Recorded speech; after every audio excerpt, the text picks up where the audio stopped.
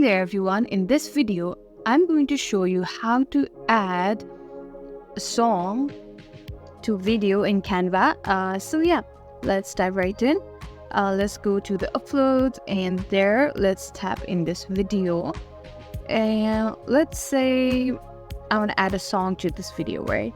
So one thing is that let's make it a full screen first, and one thing about this is that you have to have like the song already pre-downloaded in your Canva or in your device. You can simply upload later in the Canva.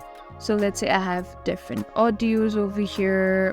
So once you upload in your Canva, the audio or song will come like this, and you can simply it will be connected to the video. So this is how you add song or any audio to your video in Canva. I hope it was helpful. If you like, share, subscribe to the channel.